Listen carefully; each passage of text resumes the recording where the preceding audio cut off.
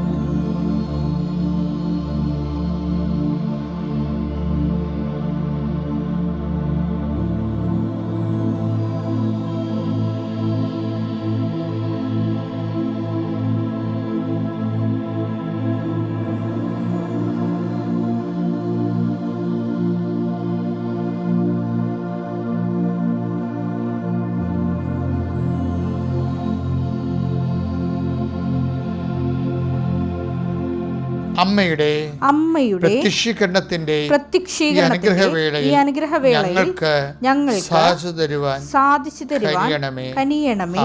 ആമേൻ. വിശ്വാസ പ്രമാണം. സർവശക്തനായ പിതാവും ആകാശത്തിന്റെയും ഭൂമിയുടെയും സൃഷ്ടാവുമായ ദൈവത്തിൽ ഞാൻ വിശ്വസിക്കുന്നു. അവിടുത്തെ ഏകപുത്രനും ഞങ്ങളുടെ കർത്താവുമായ ഈശോമിശിഹായിലും ഞാൻ വിശ്വസിക്കുന്നു. ഈ പുത്രൻ പരിശുദ്ധാത്മാവിനാൽ ഗർഭസ്ഥനായി കന്യകാമറിയത്തിൽ നിന്ന് പിറന്ന് പൊന്തിയോസ് പീലാത്തോസിന്റെ കാലത്ത് പീഡകൾ സഹിച്ച് കുരിശിൽ തറയ്ക്കപ്പെട്ട് മരിച്ച് അടക്കപ്പെട്ട് പാതാളങ്ങളിൽ ഇറങ്ങി മരിച്ചവരുടെ ഇടയിൽ നിന്ന് 3-ാം നാൾ ഉയർത്ത് സ്വർഗത്തിലേക്ക് എഴുന്നള്ളി സർവശക്തിയുള്ള പിതാവായ ദൈവത്തിന്റെ വലതുഭാഗത്തിരിക്കുന്നു.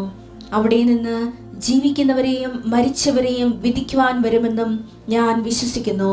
പരിശുദ്ധാത്മാവിലും ഞാൻ വിശ്വസിക്കുന്നു.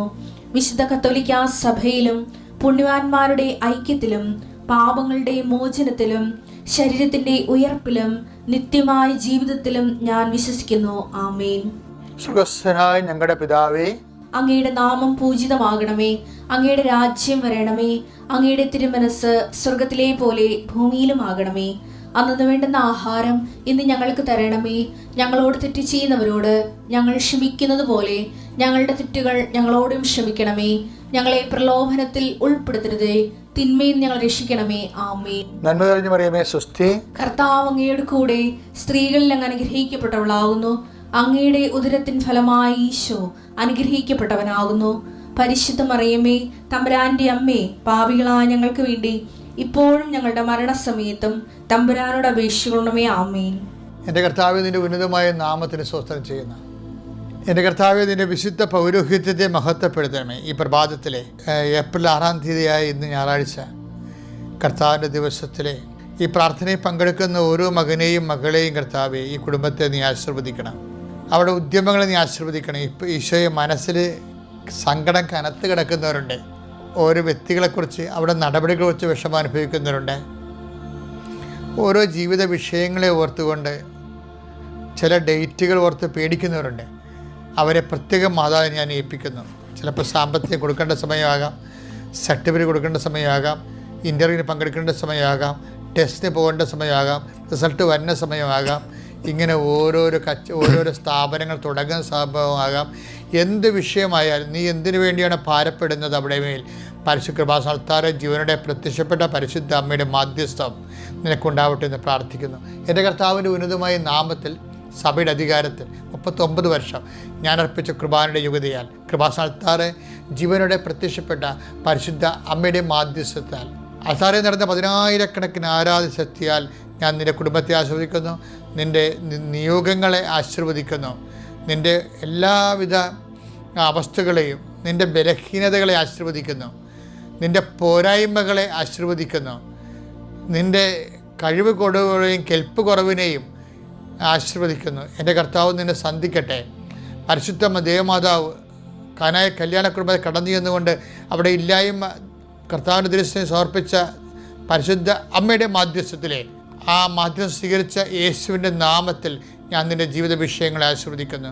നിൻ്റെ കുഞ്ഞുങ്ങളുടെ പഠനങ്ങൾ, നിൻ്റെ സാമ്പത്തികമായ ആവശ്യങ്ങൾ, ജീവിത ഭാരങ്ങൾ, കുടുംബത്തിലെ കലഹങ്ങളുണ്ടായിട്ട് അകന്നു പോയിട്ടുള്ള വ്യക്തികൾ, വീട്ടിൽ നിന്ന് ഇറങ്ങിപ്പോയിട്ടുള്ള വ്യക്തികൾ, ചില വ്യക്തികൾ വരാൻ പോകുമ്പോൾ ഇനി എന്തായിരിക്കുമോ പുകലെന്ന് ഓർത്തുകൊണ്ട് വിഷമിക്കുകയും വേദനിക്കുകയും വിങ്ങുകയും ചെയ്യുന്ന അവസ്ഥകൾ, നിൻ്റെ സ്ഥലം മാറ്റങ്ങൾ, നിനക്ക് കിട്ടുന്ന പുതിയ സ്ഥലങ്ങൾ, അതിലുണ്ടാകുന്ന പുതിയ വെല്ലുവിളികൾ, എൻ്റെ കർത്താവേ അങ്ങയുടെ മക്കൾ എന്തെല്ലാം വിഷയത്തിന് വേണ്ടി വേദനിക്കുകയും സങ്കടപ്പെടുകയും ചെയ്യുന്നുണ്ടോ അതിനെല്ലാം അതിജീവിക്കാനുള്ള നീ അഗ്നിയിലൂടെ നടക്കും, അഗ്നി നിന്നെ വിഴുങ്ങത്തില്ലെന്ന് പറഞ്ഞ് അലച്ചത് കർത്താവിൻ്റെ വാഗ്ദാനം പാലിക്കപ്പെടാൻ വേണ്ടി നിന്നെ ഭയപ്പെടുത്തുന്ന വ്യക്തികൾ, സംഭവങ്ങൾ, സ്ഥാപനങ്ങൾ, അസ്വസ്ഥങ്ങൾ, എല്ലാ വിഷയങ്ങളുടെ മേലും ഞാൻ നിനക്ക് മുമ്പേ എൻ്റെ ദൂതനെ അയക്കുമെന്ന് അളിച്ച കർത്താവിൻ്റെ വാഗ്ദാനം പാലിച്ചുകൊണ്ട് നീ എവിടെ ചെന്നാലും നിന്നെ സന്ധിക്കാൻ, നിന്നെ കേൾക്കുവാൻ, നിൻ്റെ പരിഹരിക്കുവാൻ, നിന്നെ സഹായിക്കുവാൻ പരിശുദ്ധ ദേവമാതാവിൻ്റെ മാധ്യസ്ഥത്തിൽ ദൂതൻ അയക്കപ്പെടുകയും നിൻ്റെ ഇന്നത്തെ ദിവസത്തെ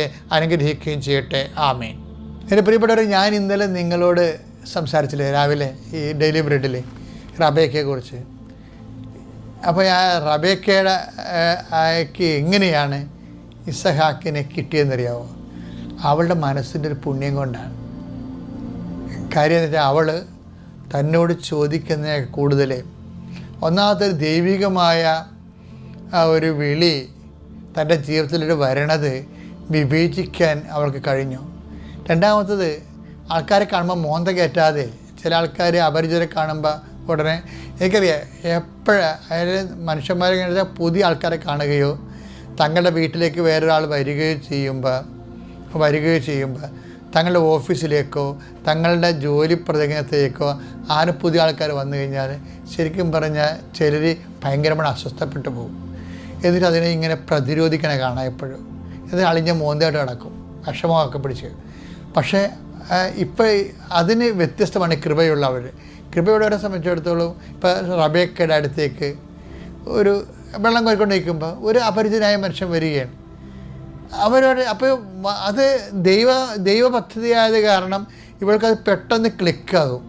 ഇവളവിടെ ചെന്നിട്ട് ഇവരുമായിട്ടുള്ളൊരു സംസാരം എന്ന് വെച്ച് കഴിഞ്ഞാൽ എന്തോ ബന്ധുക്കൾ അല്ലൊന്നുമല്ല, ആദ്യം കാണുകയാണ് അപരിചിതരാണ്, പക്ഷേ അവർ ബന്ധുക്കളെ പോലെ ഇൻട്രാക്ട് ചെയ്യണേ കാണാം.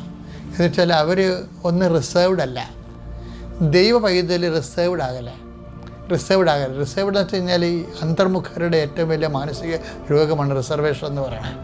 ഇവിടെ അതിനെ അതിജീവിക്കണേ കാണാം. അതായത് ഈ വിഷയങ്ങളെല്ലാം ഉള്ളത് ഉൽപ്പത്തി 24:17 തൊട്ടാണ്. അബ്രാഹത്തിന്റെ ഭൃത്യൻ അപ്പോൾ അവളുടെ അടുത്തേക്ക് ഓടിച്ചെന്ന് ഇവള് എബ്രാഹിം ഇങ്ങനെ ഭൃത്യൻ ഇങ്ങനെ ഇസഹാക്കിൻ്റെ ജീവിത പങ്കാളെ അന്വേഷിക്കാൻ വേണ്ടി ഉടമ്പടി ചെയ്തുകൊണ്ട് ഇറങ്ങിയിരിക്കണല്ലേ. അപ്പോൾ ആ നാട്ടിൽ ചെല്ലുമ്പോൾ ഇതുപോലെ ഒരു സ്ത്രീ വെള്ളം കോരണ കാണും. അപ്പോൾ കണ്ടപ്പോൾ തന്നെ ഓടിച്ചെന്ന് പറയണതാണ്. അയാൾ ദൈവത്തോട് പ്രാർത്ഥിച്ചിട്ടാണ് അയാൾ ചെയ്യണത്, ആ കാര്യം ചെയ്യണത്. അപ്പോൾ വെച്ചാൽ ആ സ്ത്രീയോട് സംസാരിക്കണ മുമ്പ് ഈ ഭൃത്യൻ പ്രാർത്ഥിക്കുന്നുണ്ടായി. പ്രാർത്ഥന ജീവിതത്തിൻ്റെ വെച്ചാൽ നമുക്ക് സന്ധ്യപ്രാർത്ഥനയും വെളുപ്പെഴുന്നേറ്റുള്ള പ്രാർത്ഥനയല്ലേ ഉള്ളൂ. പക്ഷെ അങ്ങനെയല്ല പ്രാർത്ഥനയുടെ പാരമ്പര്യം എന്ന് പറയുന്നത്. ഉൽപ്പത്തി 24:12 അനന്തരം അവൻ പ്രാർത്ഥിച്ചു. അനന്തരം ഈ ഭൃത്യനാണ്. അനന്തരം ഈ ഭൃത്യൻ പ്രാർത്ഥിച്ചു, എന്റെ യജമാനനായ അബ്രാഹത്തിന്റെ ദൈവമായ കർത്താവേ. എന്ത് രസം കേൾക്കാൻ. അബ്രാഹത്തിന്റെ ദൈവമായ കർത്താവേ, ഇന്ന് എന്റെ ദൗത്യം അങ്ങ് വിജയിപ്പിക്കണമേ. എന്റെ യജമാനന്റെ മേൽ എൻ്റെ യജമാനന്റെ മേൽ കനിയണമേ. ഞാനിതാ ഈ കിണറ്റുകരയിൽ നിൽക്കുകയാണ്. ഇന്നാട്ടിലെ പെൺകുട്ടികൾ വെള്ളം കോരാൻ വരുന്നുണ്ട്. നിന്റെ കുടം താഴ്ത്തി തരിക. ഞാൻ കുടിക്കട്ടെ എന്ന് പറയുമ്പോൾ ഇതാ കുടിച്ചുകൊള്ളുക. നിങ്ങളുടെ ഒട്ടകങ്ങൾക്കും ഞാൻ വെള്ളം കോരിത്തരാം എന്ന് പറയുന്ന പെൺകുട്ടി ആയിരിക്കട്ടെ അങ്ങയുടെ ദാസനായ ഇസഹാക്കിന് അങ്ങ് നിശ്ചയിച്ചിരിക്കുന്നവൾ. ഈ ദൈവ സന്ദേശം സ്ഥിരീകരിക്കാൻ വേണ്ടി ദൈവ പൈതലുകൾ പണ്ട് മുതലേ അടയാളങ്ങൾ എന്ന് പറയണത് ദൈവഹിതമാണോ അല്ലയോ എന്നറിയാൻ വേണ്ടി മനുഷ്യർക്ക് ദൈവത്തോട് ഇൻട്രാക്ട് ചെയ്യാൻ പറ്റും. നമ്മൾ ചെയ്യുന്ന കാര്യങ്ങൾ ഇത് തന്നെയാണോ, ഈ വിഷയം ദൈവഹിതമാണോ? ദൈവഹിതമാണെങ്കിൽ അതിന് ഇന്ന ഫീച്ചേഴ്സ് ഉണ്ടാകും. ഞാൻ അവിടെ കുടിക്കാൻ ചോദിക്കും. അപ്പോൾ അവൾ പറയും, നിനക്ക് നിൻ്റെ ഒട്ടകങ്ങൾക്ക് ഞാൻ വെള്ളം കോരി തരാം എന്ന് പറയും. എന്ന് വെച്ചാൽ ഇത് ഒരു എബ്രഹാത്തിൻ്റെ കാലത്ത് മാത്രം നടക്കുന്ന കാര്യമല്ല.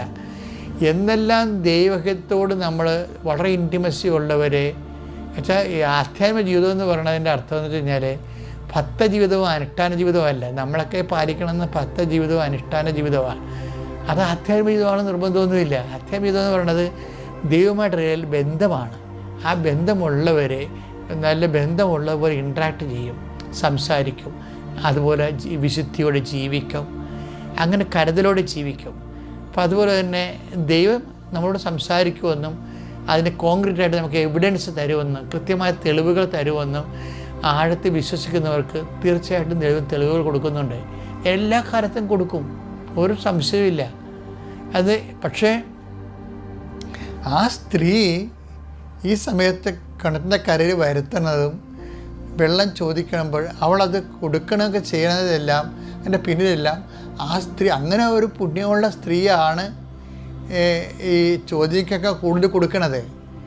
ഈ ചോദ്യക്ക് കൂടുതൽ ദൈവ പൈതലിൻ്റെ ഒരു മുഖമുദ്രയാണത്. എന്താണ് ഈശോ പറഞ്ഞു, ചോദിക്കുന്നവർക്കൊക്കെ കൊടുക്കുക എന്ന് പറഞ്ഞില്ലേ?